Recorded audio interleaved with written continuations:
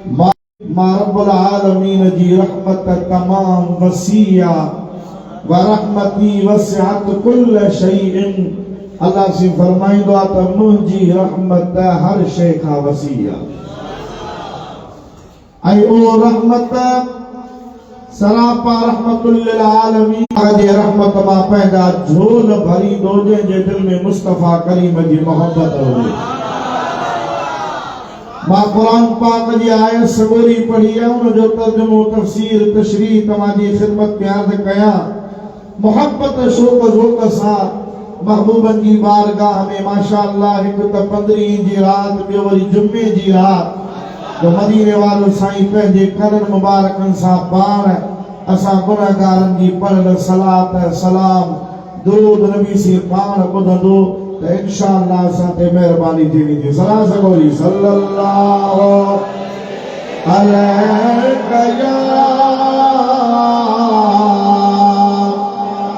या रसूल अल्लाह वसल्लम अलैका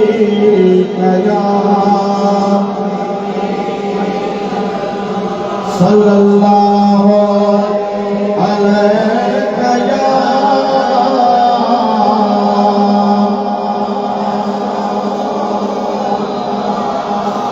वसल्लम अलैका या हबीबल्लाह। दोस्तों, ईदो मुसलमान भाइरो, अल्लाह पाक जी ज़ात बाबरकात कलामे पाक में इरशाद फरमायो, कुल इन कुंतुम तुहिब्बून अल्लाह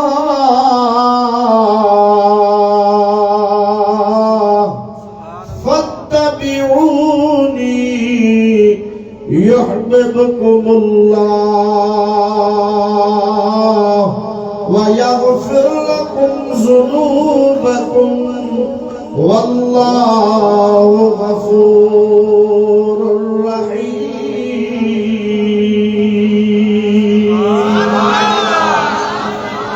दोस्तों, अजीजों, मुसलमान भाइयों, अल्लाह पाक इरशाद फरमायो, कुल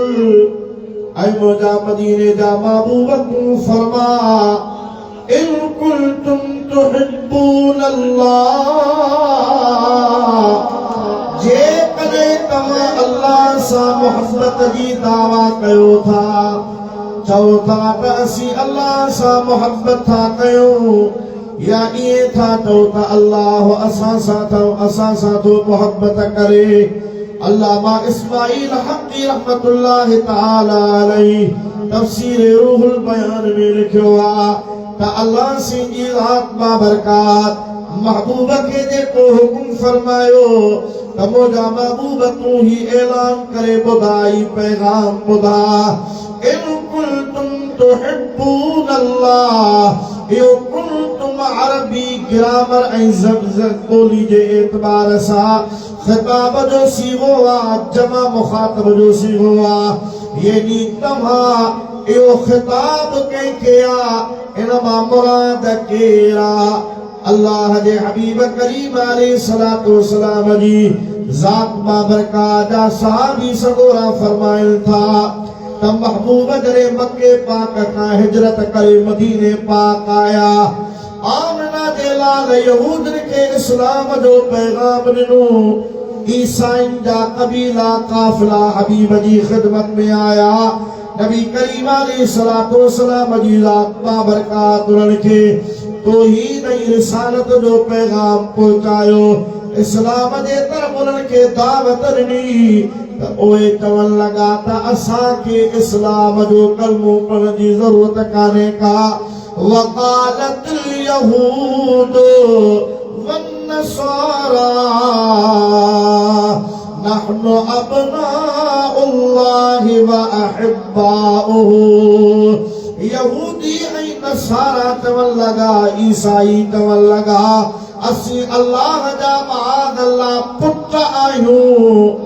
अस्तगफिरुल्लाह, रब पनाह अता फरमाए। रब करीम लम यलिद व लम यूलद जो मालिक आ, न जाओ आ न के जणियो अथई न पाण के मां आयो न उन के जणियो आ अल्लाह सी जी ज़ात बाबरकात बेमिसल बेमिसाल आ और जो को हम पल्लो या बराबरी करण वारो कोने को पर हू चवण लगा था सी अल्लाह जा पुत्र आयो अल्लाह जा महबूब आयो अल्लाह जा प्यारा आयो असा के न अज़ाब थींदो ई कोन असा जे लात जन्नत जा दरवाजा खुलिया पिया हूंदा असी अल्लाह सा मोहब्बत था कयो अल्लाह असा सा मोहब्बत थो करे अल्लाह ताला जी ज़ात बाबरकात फरमायो मुझा महबूब इन्हनि बेअक़लन बेवकूफ़नि खे तू पैगाम पहुचा जे करे अल्लाह सा मोहब्बत जी दावा था कयो रब सा शिरक न कयो अल्लाह सा कुफ्र न कयो रब जे ला औलाद साबित न कयो हू लम यलिद वलम यूलद जो मालिक आ पर इन्हनि सभिनी ॻाल्हि खां जे करे तव्हां चाहियो था अल्लाह जा महबूब थियो या अल्लाह सा असी मोहब्बत कयो या अल्लाह असा सा मोहब्बत करे फत्तबिऊनी हिकिड़ो ई दसवा महबूब इन्हनि खे चओ त अचो मुंहिंजा ग़ुलाम थी वञो मुंहिंजी इत्तिबा कयो मुंहिंजी फरमाबरदारी कयो पोइ छा थींदो युहिब्बुकुमुल्लाह व यग़फिर लकुम ज़ुनूबकुम तव्हां मुंहिंजी इत्तिबाई फरमाबरदारी कंदो तव्हां दावा कयो या न कयो तव्हां चओ या न चओ तव्हांखे चवण जी दावा करण जी ज़रूरत कान पवंदी माअकमुल हाकिमीन रब पाण ऐलान थो कया त जेको मुंहिंजे महबूब जो थी वेंदो मां अल्लाह उन जो थी वेंदुसि युहिब्बुकुमुल्लाह अल्लाह तव्हां सां मोहब्बत कंदो व यग़फिर लकुम ज़ुनूबकुम ऐं अल्लाह सी जल शानो महबूब जी इत्तिबाई फरमाबरदारी ऐं पंहिंजी महबूबियत जे करे जो रब तव्हां सां मोहब्बत करे अल्लाह सी तव्हां जा गुनाह बख़्शे छॾींदो वल्लाहु गफ़ूरुर रहीम अल्लाह बख़्शनहार भी आहे त रहम फरमाइण वारो भी आहे ये भी अल्लाह सी जल शानो जबकि उन्हनि यहूदनि ऐं उन्हनि ईसाइनि खे इहो ख़िताब फरमायो त तव्हां जेका दावा था कयो त अल्लाह सां मोहब्बत आहे या मोहब्बत तव्हांजी कूड़ी आहे तव्हां दावा था कयो त अल्लाह तव्हां सां मोहब्बत थो करे इहा दावा तव्हांजी कूड़ी आहे जेकॾहिं खे सचो करणो अथाव त इन मोहम्मद करीम जी इत्तिबा कयो महबूब जा फरमाबरदार थी पओ पोइ तव्हांखे चवण जी ज़रूरत कान पवंदी अल्लाह सी जल शानो जी ज़ात बाबरकात तव्हां सां पाण मोहब्बत कंदो जॾहिं मुस्तफ़ा करीम जी इत्तिबा हूंदी फरमाबरदारी हूंदी छा चओ इत्तिबा छा सही ॻाल्हायो छा माना हबीब अलैहिस्सलातु वस्सलाम जे नक्शे क़दम ते हलण इत्तिबा जो अमली नमूनो इहो वमा आताकुमुर रसूल फख़ुज़ूहु वमा नहाकुम अन्हु फंतहू जेका शइ मुंहिंजो महबूब तव्हांखे ॾे उहा वठो मज़बूती सां उनखे पकड़ियो उन ते अमल कयो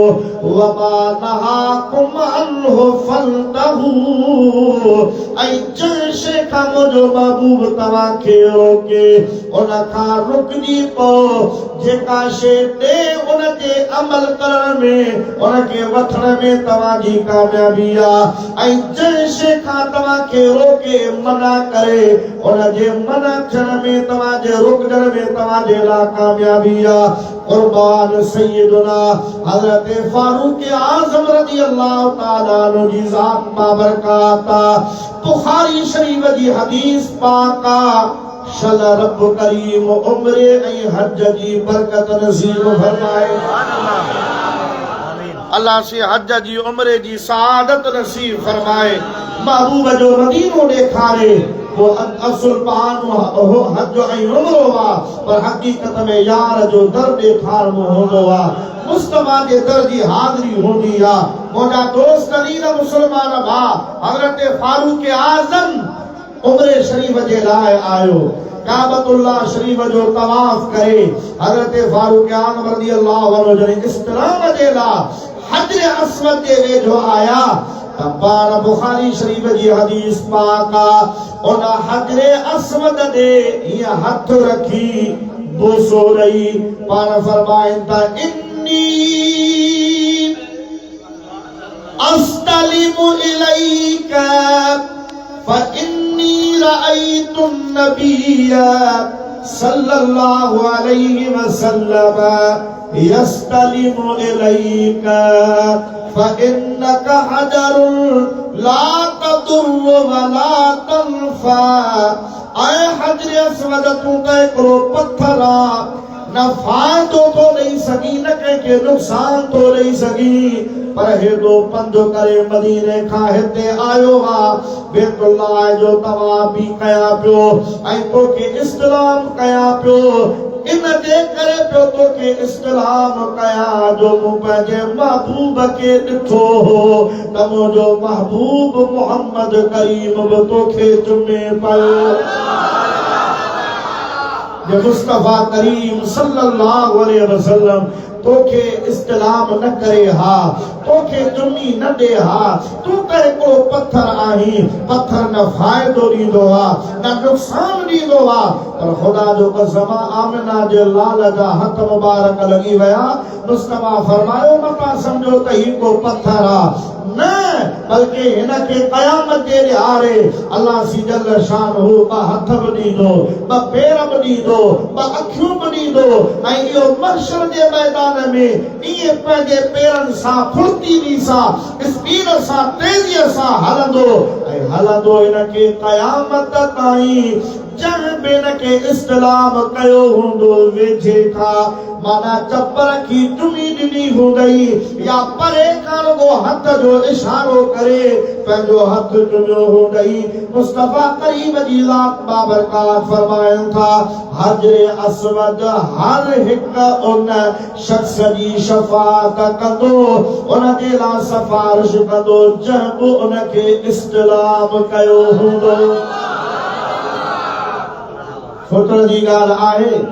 कि हजर अस्वद जंहिं सुञाणे उनखे ॿ अखियूं मिलनि, उनखे ॿ पेर मिलनि, उनखे ॿ हथ मिलनि, उहो हथ खां पकड़ींदो फलाना तो मुंहिंजो इस्लाम कयो हो, हल जन्नत में तो मुंहिंजो इस्लाम कयो हो, हल जन्नत में। वो आमिना जे लाल जी शफ़ाअत जो आलम छा हूंदो। तॾहिं फरमायो ताहा जो ताज पाए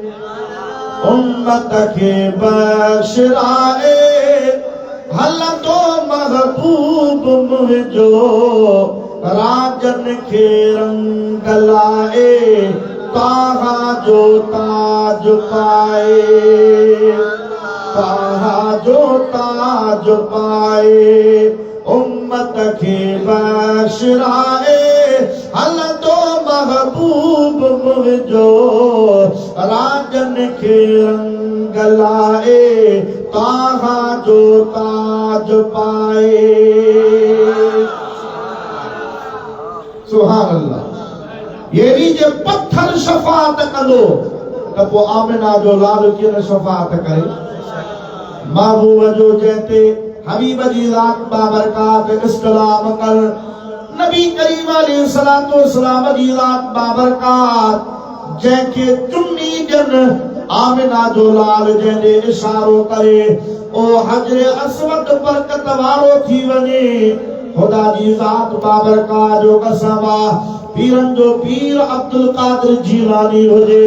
गौसुल आलमीन गौस बहाउल ज़करिया मुल्तानी हुजे, मखदूम सरवर नूर रहमतुल्लाह अलैहि हुजे, या हज़रत पीर मिठा साईं रहमतुल्लाह अलैहि हुजे।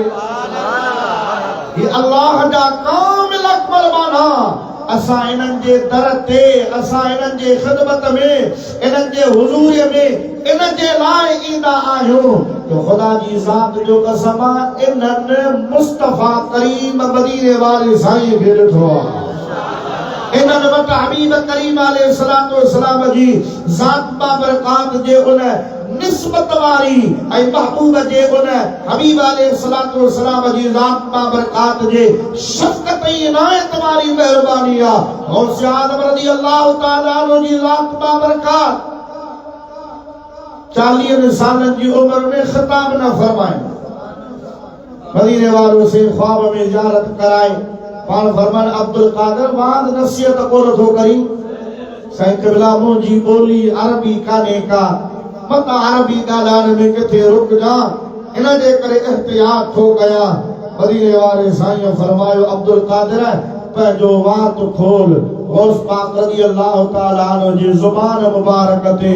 आमिना जे लाल 7 भेरा पंहिंजी दुआ बेदान रखी तो सुभान अल्लाह बंदून सरवर नूर रहमतुल्लाह तआला अलैहि मदरसे में पक्की मेसारे पयो दरिया जे किनारे ते ये बेड़ी ॾिठई त बेड़ीअ में 5 जवान सुहिणी सूरत वारा सवार उन मां जेको सिज बि उन जे अॻियां ईअं शर्माए थी वञे चंड जी चांडाण उन जे अॻियां कुझु न हुजे उन इशारो कयो उन मां हिकिड़ो सुहिणो सेबतो लथो उन अची मखदूम सरवर नूह खे ईअं कुल्हे ते खयो पंहिंजे भाकुर में वरितो त उनखे चई साईं तूं केरु आहीं त उन शख़्स चयो तूं सिद्दीकी आहीं सरवर नूह सिद्दीकी मां अबू बकर सिद्दीक आहियां तेरे में हल मुस्तफा भी वेठो आहे त मूंखां पोइ महबूब जा 3 यार ॿिया बि वेठा आहिनि हर मदीने वाले सही तोखे सॾु कयो आहे खणी हबीब वटि आयो मुस्तफा फरमाए त सरवर नूह पटी हेॾे ॾे पटी छाजे लाइ पियो रोई सही मेसारी अख वञा सुके कार थी मोदा साथी शागिर्द अॻ में पहुची वेंदा मथां उस्ताद ॻाल्हि वञे पाण फरमाईंदा सरवर नूह हलिया मां मोहम्मद तोखे इल्म थो पढ़ाया पाण थो पटी पढ़ाया उन शहादत वारी आंगुर सां जेका इशारे सां खजे त चोरी जो चंड ॿ टुकड़ा थी पवे जे इशारो थे त लथल सिजो मोटी अचे उन आंगुर मुबारक सां मुस्तफा लिखी फरमाइनि था सरवर नूह चओ अलिफ बा ता सा जीम हा वीदे 29 इहो हुरूफ ताजीयात ऐं पढ़ायो पाण फरमाईंदा सरवर नूह ए 29 अखर कोन अथई ये 29 इल्म अथई जेके मां मोहम्मद तोखे पढ़ायूं थो वञा सुभान अल्लाह वो या महबूब जी जेका अज़मत आहे हबीब जी जेका निस्बत आहे मुस्तफा करीम अलैहिस्सलातु वस्सलाम जी जेका बरकत आहे वो अल्लाह जे वलियन जे आस्थानन ते मौजूद आहे वो अल्लाह जे वलियन खे सीना बसीना मिलंदी रहे थी ऐं इहो सिलसिलो क़यामत ताईं पियो हलंदो ये साईं फरमायो न त औलिया अल्लाह जो सिलसिलो कॾहिं ख़त्म कोन थींदो क़यामत ताईं अल्लाह जा बाना पिया हलंदा जिन जे सदके ही जहान पियो हलंदो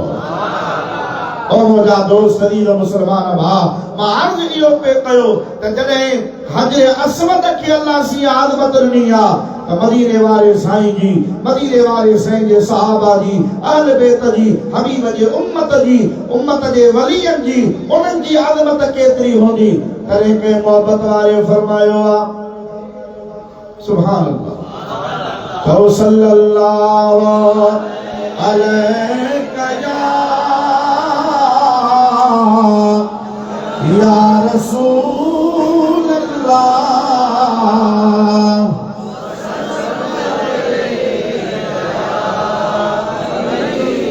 सल्लल्लाहु अलैहि या रसूल अल्लाह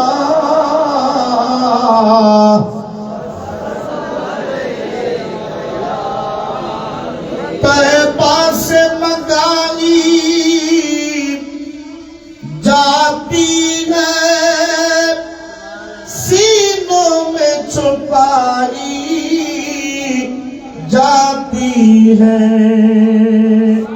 तौहीद की मैं प्यालों से नहीं नजरों से पिलाई जाती है। तौहीद की मैं प्यालों से नहीं नजरों से पिलाई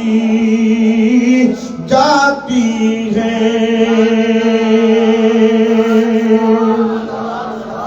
अल्लाह करे उस चौखट तक अपनी भी रसाई हो जाए, जिस चौखट पर दीवानों की, जिस चौखट पर दीवानों की तकदीर बनाई जाती है। तौहीद की मैं प्यालों से नहीं नज़ीरों से पिलाई जाती है। बुखारी में मुस्लिम शरीफ की हदीस पाका हबीब करीम सल्लल्लाहु अलैहि वसल्लम जी लात बाबरकात फरमायल था, बनी इसराइल में को शख्स जै 99 खून कया। तवा आलमन का बुधो पर इना मामा तवा के हिकड़ी जेका गाल मसलो जेको तवा जी खिदमत में अर्ज कया हदीस पाक मशहूर आई। बुखारी मुस्लिम जी मशहूर तरीन सही तरीन हदीस पाका हुजूर अलैहिस्सलातु वस्सलाम फरमा, बनी इसराइल में हिकिड़े शख्स 99 कत्ल कया। 99 कत्ल करण खां पोइ हुन जे दिल में ख्याल आयो त केतिरो दुनिया ते रहंदुसि, नेठ त मरणो आहे, अल्लाह जी बारगाह में पेश थियणो आहे, कोई 99 कत्लन जो बार पंहिंजे कुल्हे ते खणी मरां, भला इन खां इहो आहे त कंहिंखां 10 पतो वठां का माफ़ी त मिले। अल्लाह का माफ़ी वठण जो को तरीक़ो त ख़बर पए, रब करीम खां माफ़ी कीअं वठां। और मौजूदा इंफरादी तौर ते बि माण्हू इहा कोशिश करे सघे थो, पर तूबू इलल्लाहि जमीअन अय्युहल मुमिनून लअल्लकुम तुफ्लिहून। ऐ ईमान वारो, अल्लाह जी बारगाह में जॾहिं तौबा कयो त सब जा सब रलजी ना कयो, गॾिजी ईंदा कयो, इज्तिमाई तौर ते रब करीम जी बारगाह में रुजू कयो। लअल्लकुम तुफ्लिहून, जॾहिं नेकनि सां गॾु तव्हां हूंदो, रब जे नेकनि बाननि जूं इल्तिजाऊं क़बूल पातियूं त हुन जे सदके गुनाहगारनि जा बि बेड़ा पार थी वेंदा। अल्लाह सी जल शानु जी ज़ात बाबरकात इज्तिमाई इबादत में फ़लसफ़ो इहो रखियो आहे। जुमे जी नमाज़ हिकिड़ो ॼणो नथो पढ़ी सघे, अकेलो माण्हू नथो पढ़ी सघे, सफ़र में मुसाफ़िरीअ में या हूअ जमात सां निकिरी वियो ज़ोहर जी नमाज़ पढ़ंदो, जुम्मो ईअं बग़ैर जमात जे कोन थींदो। हा, जेकॾहिं हू पहुची वञे थो अतहियात ताईं बि, आख़िरी कादे ताईं बि, सलाम वराण खां अॻे जेकॾहिं हुनखे इमाम जी इब्तिदा मिली थी वञे त हुनजी जुमे जी नमाज़ थी वेंदी। बग़ैर जमात जे जुम्मो कोन्हे, हज बग़ैर जमात जे कोन्हे। अकेलो माण्हू कीअं हज कंदो, लखनि जी ॻाल्हि आहे, लखे माण्हू हुजनि गॾु थियनि ऐं उहे ख़ासि ॾिहाड़ा। अॼु तव्हां आया हूंदव या वेंदव त केतिरे माण्हू तव्हांखे चवंदा बिदअत आहे, छो था गॾु थियो? हिकिड़ी राति कहिड़ी हदीस में लिखियल आहे, सलातुल तस्बीह जमात सां था पढ़ो, सलातुल ख़ैर जमात सां था पढ़ो, नफ़ल खे तव्हां अहमियत था ॾियो। और मौजूदा अहमियत फर्ज़ खे आहे, पर नफ़ल जे लाइ गॾु थियूं था नेकनि सां गॾु त हिकिड़े जी आमीन क़बूल थिए त सभिनी ॾा वेड़ा पाए। हदीस फरमा, मुंहिंजा उम्मती जाते 40 ॼणा गॾु थियनि हुजनि उम्मती, हुजन मुझा मोहब्बत करने वाला, हुजन मुझा गुलाम, हुजन अकीदे नजरिए में सही, सहाबा अहले बैत जो बुग़्ज़ उनके दिल में न हुजे,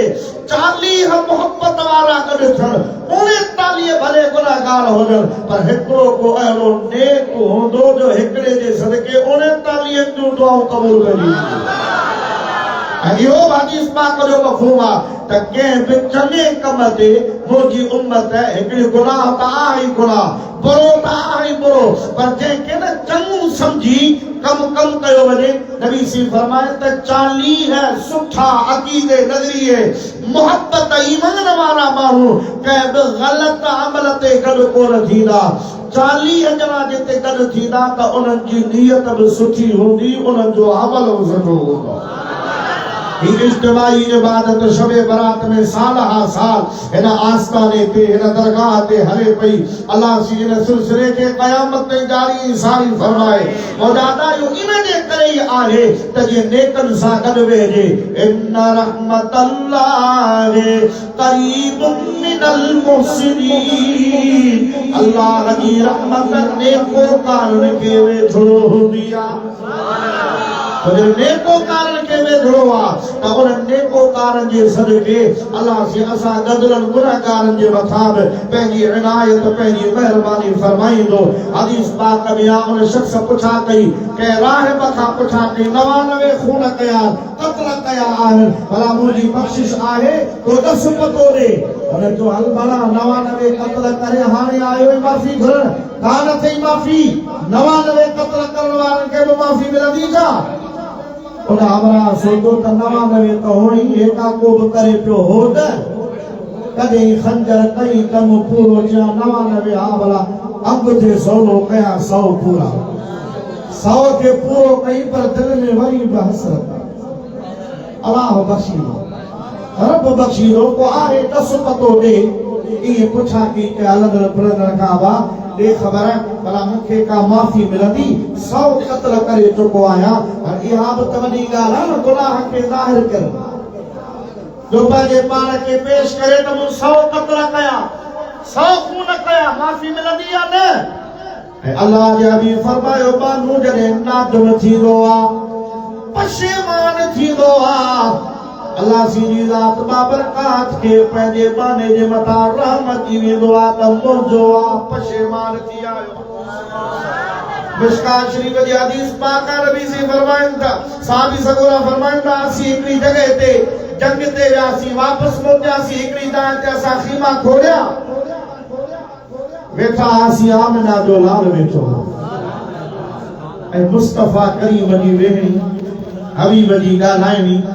हबीब जो उथण, हबीब जो हलण बेमिसाल, ओ ज़मानो ही बेमिसाल हो, ओ माण्हू ही अनमोल आहे। जिस वक्त थे खिदमत में उनकी तू बकर उमर उस्मान अली, जिस वक्त थे खिदमत में उनकी तू बकर उमर उस्मान अली, उस वक्त रसूल अकरम की दरबार का क्या होगा। मामूल वेठा त साम्हूं तरे ओ को ॻोठो भरसा झूपड़ी हुई, उन झूपड़ीअ में हिकिड़ी अमर मानी पचाए पई। उन जो नंढड़ो ॿार आहे जेको अञा हले कोन पियो, बापरा पाए पियो, नंढड़ो ॿार, मां तंदूर ते मानी पई पचाए, ॿार बापरा पाए उन तंदूर खे वेझो वञे, उनखे ख़बर कान्हे का त हीअ बाहि आहे, उनखे ख़बर कान्हे का मासूम आहे त हीअ बाहि मूंखे नुक़सान ॾींदी, तंदूर आहे मतां अंदरि सड़ा, मतां मुंहिंजो हथ सड़े, ख़बर पए, उनखे एहसास न हुयो। अम्मा मां मानी बि पचाए पई, ॿारड़ो वेझो अचे, उथी सीड़जी वरी उनखे परते छॾे अचे, वरी अची मानी पचाइण शुरू करे, हिकिड़ो भेरो, ॿियो भेरो, टियों भेरो, आमिना जे लाल सॼो मामिलो ॾिठो पिए। नबी सी फरमाया, सहाबीओ हेॾे अचो, सहाबी सगोरा वेझा थिया। नबी सी फरमायो, ॾिसो था हाओ क़िबला, छा था ॾिसो? से मां दी पंहिंजे बच्चे सां मोहब्बत केॾी न मोहब्बत मां खे पंहिंजे बच्चे सां मां बर्दाश्त कान थी करे त मुंहिंजे बच्चो बाग में सड़े उनजो हथ सड़े या उनजे आंगुर खे बि सेक अचे थोरो ई अञा वेझो थिए थो त मां परते छॾियो थी अचे वरी वेझो थिए त परते छॾे अचे नबी से फरमाइनि था बिला तशबीह बिला तमसील हुज़ूर से फरमाइनि था इन मां खां हज़ारे लखे करोड़े अरबे दर्जा वधीक मां पंहिंजे बच्चे खे चयो आहे पालियो आहे ख़लक़ियो कोन्हे जे पालण वारी ॼणण वारी मां बच्चे सां एॾी मोहब्बत करे थी त पैदा करण वारो ख़ालिक मालिक रब पंहिंजे बाने सां केतिरी मोहब्बत कंदो हूंदो मां नथी चाहे त बच्चो बाहि में सड़े उनखे सेक बि अचे रब कीअं चाहींदो त माण्हू जहन्नम में वञे रब कीअं चाहींदो त माण्हू जहन्नम में सड़े अल्लाह से उन माने के जहन्नम खां बचाइण जे लाइ नबी मोकिलिया माने के जहन्नम खे बचाइण जे लाइ नेक साले माना वली दुनिया ते मोकिलिया मन बस अहिड़े तरीक़े सां माण्हू बची पवे वकुलतुम अला शफा हुफ़रत मिनन नार फअनक़दकुम मिनहा तव्हां त जहन्नम जे कप ते बीठा हुया जेकॾहिं तव्हांखे जहन्नम खां बचायो आहे त आमिना जे लाल बचायो आहे जंहिं वींदड़नि खे मां खां छिके वापसि कढी छॾियो आहे खुदा जो कसम अल्लाह पंहिंजे बाने सां मोहब्बत करे थो रब करे पंहिंजे बाने सां नफ़रत न कंदो आहे पर माण्हू पाण गुनाह करे थो पाण ग़लतियूं करे थो पाण ख़ताऊं करे थो पाण रब करीम जी ज़ात बाबरकात खे नाराज़ करे थो ओ मुंहिंजा अदा 100 क़त्ल करण वारे जे दिलि में उम्मीद आहे त मन माफ़ी मिले असां ई तव्हां गुनाहगार आहियूं ख़ताकार आहियूं पर इएं कोन्हे को त के असां क़त्ल कया हुजनि को असां माण्हुनि खे मारियो हुजे हा असांजा करे नमाज़ कदा थी हूंदी करे रोज़ो कदा थियो हूंदो ज़कात ॾिनी हूंदी बैतुल्लाह जो हज अञा ताईं न कयो हूंदो को भुली भुली भाण सां बि भुली कान चइबी हीअ बरकत वारी रात वारी बरकत वारो आस्थानो आहे त इहो कर त जेके नमाज़ूं मूंखां निकिरी वयूं उहे क़ज़ा कंदुसि ऐं ईंदड़ ज़िंदगीअ में इंशाअल्लाह का बि नमाज़ क़ज़ा कोन कंदुसि अल्लाह जे वलीअ जे आस्थाने ते नेकनि जे आस्थाने ते इहो कर खुदा जी ज़ात मां बरकात जो कसम आहे 24 कलाकनि मां जे 5 ई टाइम नमाज़ पढ़जे न कलाक बि कोन लॻंदो असां दुकान जे लाइ 8 कलाक करूं निंड जे लाइ 8 कलाक करूं कमकारनि जे लाइ दोस्तनि यारनि सां संगत सां मिलण जे लाइ 2-2 4-4 कलाक 8-8 कलाक मोटरसाइकिल जा सफ़र करे उते पहुचंदासीं तकलीफ़ूं ॾेई पंहिंजे पाण खे उते पहुचंदासीं खुदा जो कसम अॼुकल्ह मस्जिदुनि में ठंडा पाणी गर्मीअ में सियारो आहे त गरम पाणी लॻा पिया आहिनि तव्हांजे लाइ गिल्म गालीचा सफ़ूं कालीनूं विछायूं पियूं पाणी जो इंतज़ाम तव्हांजे लाइ लाइट जो इंतज़ाम तव्हांजे लाइ हर सहूलियत आहे तव्हांजे लाइ कुर्बान आमिना जे लालता हज़रत रोज़ नबी रज़ी अल्लाह ताला अन्हु जे मरफ़ूज़ा शरीफ़ में आहे पाण ख़लीफ़ा महमूद निज़ामानी को फरमाए ये लाल जो सफ़र हो ज़ुहर की नमाज़ जो टाइम थियो बरसात वसी टाइम अञा मस शुरू थियो बस बरसात वसी पाण फरमाए जंहिंखे वज़ू न हुजे वञी वज़ू करे अचे किबला बरसात वसे पई डप थी वई आहे मस्जिद नज़र कान थी अचे ॻोठ बि कोन्हे कंहिं ॻोठ में कंहिं आबादीअ में पहुचूं पोइ हली नमाज़ पढ़ंदासीं टाइम अञा जाम सारो पियो आहे पाण फरमाईंदा आहिनि नमाज़ हिते पढ़ी जमात वज़ू कयो सफ़ो ॿधियूं सुन्नत पढ़ियूं हज़रत रोज़ नबी रहमतुल्लाह अलैहि जमात कराए ज़ोहर जी नमाज़ सफ़र में आहे असर पढ़ायूं पाण सलाम वराए दुआ घुरबियन उन दुआ में चयो मौला मौला तुंहिंजा लखे एहसान मोहम्मद राशिद ते नमाज़ फर्ज़ त तुंहिंजो फर्ज़ आहे उहो त हुई पढ़ंदा आहियूं पढ़ंदा रहंदासीं करे छॾींदासीं कोन पर अॼु कर्म करे छॾीजो फर्ज़ सां गॾु नबी जी सुन्नत ते अमल बि नसीब कई फकीर नाज़ को किबला सुन्नत कहिड़ी पाण फरमा बुखारी शरीफ जी हदीस पाक आ जुमे जो ॾींहुं हो तॾहिं कच्ची मस्जिद हुई मथां खजी जा फरा रखियल हा नबी से के इतिहास की सिंदुकर लगो पियो आ मदीने वारनि जे लाइ दुआ घुरो ॾींहुं हुअसि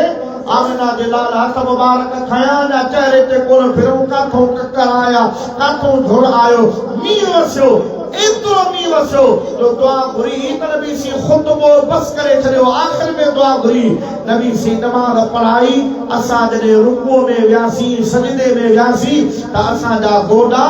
असांजो नकु असांजी पेशानी उहा गप ऐं मिटीअ सां भरिजी वई हुई नबी करीम जा सहाबी था फरमाए मुस्तफा उन नमाज वारी हालत में गप में सजदो कयो हो अॼु मोहम्मद राशिद खे बालासी ज़ोहर जी नमाज गप में पढ़ण जी सआदत अता फरमाई खुदा सुन्नतूं पढ़ो सुन्नतुनि खे क़ाइम कयो हबीब अलैहिस्सलातो वस्सलाम जा जेके दीन जा शरीयत जा इस्लाम जा फर्ज़ रुकन आहिनि उन्हनि रुकननि ऐं फर्ज़नि जी पाबंदी बि कयो औजादा इहो तौबा जो तरीक़ो आहे फर्ज़नि जेके असां फर्ज़नि में कमियूं कोताहियूं सुस्तूं था कयूं यानी इहो त इहो क़ज़ा थी विया उन्हनि खे अदा कंदासीं आइंदा इंशाअल्लाह को फर्ज़ खोले छॾींदासीं गुनाह थी पए इन्नमा तौबतु अलल्लाहि लिल्लज़ीन यामलून अस्सूअ बिजहालतिन सुम्मा यतूबून मिन क़रीब फौलाइका यतूबुल्लाहु अलैहिम तेरे गलती में अनजाने में खता थी वई पशेमान थी वो किया अल्लाह से फरमाए तो मोटन तो जो कलमा माफ करने वाला अल्लाह जो बार के बुखारी शरीफ जी हदीस पाक 100 कत्ल कर रखा पुछा कई उन शख्स बुधाए त ही बस्ती जे में बीठो आई या गुनाहगारन जी सामू नेकन जी बस्ती आ नेकन जी बस्ती में भी अल्लाह वारा वेठा थई तो के दसो ॾींदा या तुंहिंजे लाइ दुआ घुरंदा तुंहिंजा बेड़ा पार थी वेंदा वञ ओड़ी बस्तीअ में वञी कंहिंखां पुछा कर हलियो हदीस पाक वञे थो न थोरो ई हलियो अल्लाह से मलकुल मौत खे हुकुम फरमा वञ जो रूह कब्ज़ मलकुल मौत रूह कब्ज़ कयो अज़ाब वारा फरिश्ता बची विया त रहमत वारा फरिश्ता बची विया अज़ाब वारनि जो त असांजो आहे रहमत वारनि जो न असांजो आहे अज़ाब वारनि जो 100 कत्ल कया थी रहमत वारनि जो भले पर माफ़ी जी उम्मीद हुई दिल में ताइयो की त माफ़ी तो घुरा तौबा जो इरादो हो जे दिल में अल्लाह से फरिश्तो मोकिलियो वञण जो फ़ैसिलो कर मुस्लिम शरीफ जे हदीस ॼाणो फरिश्तो मोकिली इंसानी शक्ल में फरिश्ते जी फरिश्तनि खे चयो झगड़ो लगो पियो आहे ख़ैर त आहे अज़ाब वारनि जो त 100 कत्ल कया थी रहमत वारनि जो त माफ़ी जो तलबगार हुयो तौबा जो इरादो हुयुसि ये त सोरी ॻाल्हि आहे ज़मीन मापियो जेकॾहिं गुनाहगारनि जी बस्ती खे वेझो आहे त पोइ भले वञी तव्हां अज़ाब कयोसि पर जे नेकनि जी बस्तीअ जे वेझो आहे त पोइ छॾे ॾियो त ही रहमत वारा फरिश्ता हिन खे अल्लाह जी रहमत हदीस पाक में ईंदो आहे ज़ाहिर में तो वञा वटे विख मसालियो हो पर अल्लाह से ज़मीन के हुक्म कयो रहमत खुदा बहा नबी जोया बहाना भी जोया अल्लाह जी रहमत ये को बाने के फासाई दी काने रब जी रहमत बहानो गोले बाने के आजाद दी बख्श दी वने अल्लाह से ज़मीन के हुक्म ज़मीन गुनाहगार वाले पासे का ये डिगी थी वन नेकन वाले पासे का सोड़ी थी वन इन जो लाश इन जो जिस्म नेकन के वेझो थी पवे बहानो थी पवे त मां बख्शे देना तो इरादो पुख्तो हुयुसि माफ़ी जना घुरी काने का पर इरादो पुख्तो हुयो बनी इस्राइल जो उम्मती 100 साल 100 कत्ल करे माफ़ी घुरे इरादो हुजे नेकन दे वञे रब उन जा 100 कत्ल माफ़ करे छॾे तुझे हज़रत पीर मिठा साईं जे फैज़ याफ्ता हिन आस्थाने ते जेकर नक्शबंदी आहे हिन आस्थाने ते अची 100 कत्ल कोन कया नंढी मोटी ये गलतियूं खताऊं इंसान खता जो पुतलो थी वई पर हाणे आयूं बि वरी मूसा जा उम्मती कोन मदीने वारे साईं रब रिझाइण सवलो वा रब रिझाइण सवलो वा पाद किली किची अगल पायदा मेरा गई महबूब मोहम्मद परवर के पर चायदा रब रिझाइण सवलो वा मिलो रब्बोरी झाइण पाक कीची अकल पाए अदा मेरा नई महबूब मोहम्मद परवर के पर चाए अदा अल्लाह के वलियन जे आस्कार इत्तिबाअ में कयो बुखारी शरीफ की हदीस पेश कई हुन हजरत फारूक आजम फरमातो त पत्थर इन फायदो लीदे न नुकसान पर आयो इन जे करे आया जो महबूब तो ॾिठो त नबी सीतो खे विया चुमन और महबूब के ॾिसी तो आयो असां बि अल्लाह जे वलियन जे अचूं था इंसान त इंसान आ पर वली दे छिक इन जे करे थींदी आहे को नक्शबंदी त हज़रत अबू बकर सिद्दीक़ जो सुभान अल्लाह को चिश्ती सोहरवर्दी कादरिया त मौला अली मुश्किल कुशा जो आई अली से जो फैज़ हो जे या सिद्दीक़ अकबर जो फैज़ हो जे फैज़ त रसूलुल्लाह जो फैज़ जेको सहाबा खां उम्मत जे वलियन खां थी अल्लाह वारन वट आयो आ ये आस्तानन ते दरगाहुन ते अल्लाह वारन वट असा ओ फैज़ हासिल करण जे लाइ ईंदा आहियूं जो हजर असवद जे मुस्तफा नजर करे त ओ माण्हुनि खे पियो छॾाए त मुस्तफा पंहिंजे उम्मती ते नजर करे छा ओ ॿिए जी तक़दीर कोन बदिलाए सघे अल्लाह इकबाल करे तो निगाहे वली में वो तासीर देखी बदलती हजारों की तकदीर देखी ये बेड़ा यारो डाली रखे त माना अल्लाह जे वली जो तसर्रुफ आ के मथे गारो टोपी पाए टोपी वालो पटको बदे त माना अल्लाह जे वली जो तसर्रुफ आ कारो मद जे कब्रे सा रंग न मटे त ओसान दबो मटीदो आ के गलत सोबत जो असर थे तो त तो मुबदात सच्ची ऐं नेक सोबत जो असर थींदो या न अल्लाह सीधे फरमायो कुल मुझा महबूब तू फरमा इन कुंतुम तुहिब्बून अल्लाह जेकर अल्लाह सां मोहब्बत करण जी दावा था कयो फत्तबिऊनी अचो मुंहिंजी इत्तिबा कयो वो युहिब्बुकुमुल्लाह अल्लाह तव्हां सां पाण मोहब्बत करो ये अल्लाह जे वली जे सारी रात सुभान जागी जन याद कयो तन जी अब्दुल लतीफ जे मिट्टी अब लखो मान कोड़े कन सलाम अचो आकर तन जी एमपीए दा आलीशान बंगला ठया पिया मजबूरी खां सवा केर वञण जे लाइ तयार कोन्हे को अल्लाह जे वली जा आस्ताना झंगल में झरण में लगा पिया आहिनि पर खुदा जो कसम रोज सभई हज़ारे अचो हाज़िरी करे छो छा जे लाइ त उन्हनि नबी सिंह जी इत्तिबा कई फरमाबरदारी कई ऐं रब थो चवे जेको मुंहिंजे महबूब जो युहिब्बुकुमुल्लाह अल्लाह पाण सां मोहब्बत कंदो गरीबी लिखा फरमायो आ जेकर चाही अहद को मिलना अहमद नाम पकड़ी रहो जेकर चाही अहमद नाम पकड़ी रहो जिथा जो देखी नामे मोहम्मद जिथ जो देखी नामे मोहम्मद चुप चुप अखियां पे लहदी रहो जेकर चाही अहद को मिलना अना बशरदा शुरदा मकातू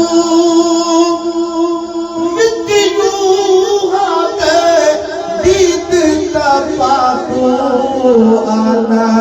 बशरदा शुरना मकातू विच यू हादे गीत पातू हौरे भाईरा इंसाफ कमातू कुछ ता सोच सुजंदी रहो जेकर चाही अहद को मिलना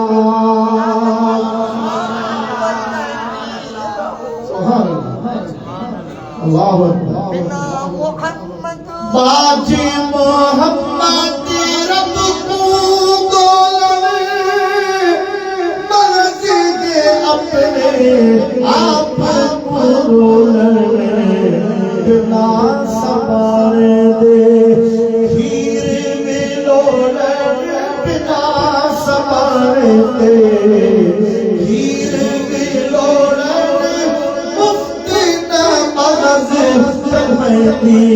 मीरा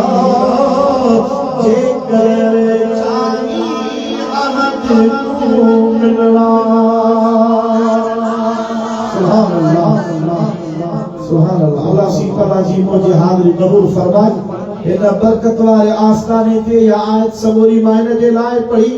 त तवां ते यो पैगाम शब बरात जो यकीनन अल्लाह बख्शी दो। पर अल्लाह सी जल शानहू जी ज़ात बाबरकात उनके कॾहिं कोन बख्शी दो जेको माउ पीउ जो नाफ़रमान हुजे। माउ पीउ जी फरमाबरदारी कयो। अबो अम्मा जहिड़ा आहिनि दुनिया जूं सभु नेमतूं हिकिड़े पासे ऐं उन नेमतुनि जो बदल आहे माउ पीउ जहिड़ियूं अहिड़ियूं नेमतूं आहिनि जिन जो बदल आहे। ॿिया सभु रिश्ता तव्हांखे मिली सघनि था पर हीउ अहिड़ो रिश्तो आहे जेको हिकिड़ो चकर वियो वरी न मिलंदो। ॿियो शारिबुल ख़म्र जेको हमेशा शराब पीअंदड़ आहे उनजे दिलि में कॾहिं माफ़ी जो इरादो ई कोन्हे को तौबह जो इरादो कोन्हे को उनजी बख़्शिश कान्हे का। ॿियो जेको काहिननि जादूगरनि ए कोली भील जेके टोणा फीणा कनि था उन्हनि जे इल्म ते कारी इल्म जादूअ ते वेसाह करे जेको उन्हनि वटि धोपनि वटि वञे उनजी बि माफ़ी कान्हे का। ऐं मां इहो बि चवां थो त जीअं मुशरिक जी माफ़ी कान्हे छो त मुशरिक शिरक थो करे ईअं गुस्ताख़ ऐं बेअदब जी बि माफ़ी कान्हे का। तव्हां भाग वारा आहियो जो तव्हांखे मसलक हक़ अहले सुन्नत व जमाअत मिलियो। अहले सुन्नत व जमाअत जे मसलक ते इस्तिक़ामत कयो। हुज़ूर सल्लल्लाहु अलैहि वसल्लम जो अहिड़ो शान अज़मत ईअं महबूब खे मञो हुब रखो। सहाबी कहिड़ो बि हुजे नंढड़े में नंढड़ो को सहाबी हालांकि सभु सहाबियत में बराबर पर कंहिंजे लाइ बि बुग़्ज़ दिलि में न रखिजो। अहल बैत जे लाइ बुग़्ज़ अदावत दिलि में न रखिजो। औलिया अल्लाह नक्शबंदी आयो त टे सिलसिला तव्हांजे लाइ बाइस इज़त आहे। आदरी आयो त टे सिलसिला तव्हांजे लाइ बाइस इज़त आहे। सोरवर्दी आयो तॾहिं बि बक़ाया टे सिलसिला तव्हांजे लाइ लाइक़ इज़त आहिनि। जे चिश्ती आयो तॾहिं बि टे सिलसिला तव्हांजे लाइ बक़ाया लाइक़ इज़त तकरीब आहे। हज़रत रोज़ गनी रहमतुल्लाह अलैह मलफूज़ा शरीफ़ में पंहिंजे मुरीदनि खे फरमायो तव्हां मुंहिंजी गिला छो था कयो। गिला से पंहिंजी ज़ुबान कटाए छॾी पंहिंजे पाण खे असां पंहिंजी जान ॾेई छॾियूं तव्हांजी गिला केरु कंदो। पाण फरमायूं तव्हां सुल्तानुल औलिया मखदूम मोहम्मद ज़मा लवान वारा नक्शबंदी सिलसिले जा बुज़ुर्ग लाड़ जा पर फरमायो तव्हां मां कुझु माण्हू मूंखे ॿुधण में आयो आहे त उन बुज़ुर्ग खे घटि वधि ॻाल्हाइनि था। जेको अल्लाह जे वलीअ खे ॿिए जे मुर्शिद खे घटि वधि ॻाल्हाए थो गोया वो पंहिंजे मुर्शिद जी गिला थो करे। कुरान शरीफ में वला तसुब्बुल लज़ीना यदून मिन दूनिल्लाह फयसुब्बुल्लाह अदवन बिग़ैरि इल्म। अल्लाह जी नबी से जे सहाबन खे मना कई तव्हां बुतनि खे गारियूं न ॾियो छो तव्हां कूड़नि बुतनि खे गारियूं ॾींदव हू सचे अल्लाह खे घटि वधि ॻाल्हाईंदा। इनजे करे तव्हां ॿिए जे मुर्शिद खे घटि वधि न ॻाल्हायो तव्हांजे मुर्शिद खे ॿियो केरु घटि वधि न ॻाल्हाईंदो। वमा तौफ़ीक़ी इल्ला बिल्लाह व आख़िर दावाना अल्हम्दुलिल्लाह। साईं मुनव्वर साईं जो बेहद मशकूर आहियां। पाण हुकुम फरमायूं अलाह सम्झूं अल्लाह सी के सेहत आफ़ियत बरकत सादरा ज़ोबर बिल ख़ैर अता फरमाए। अहले सुन्नत जा ही आस्ताना ही दरगाहूं ऐं ही जेते वॾा वॾा इज्तिमा इन बरकत वारे रातनि में लॻनि था अल्लाह उन्हनि खे क़यामत ते जारी सारी फरमाए। वमा तौफ़ीक़ी इल्ला बिल्लाह व आख़िर दावाना।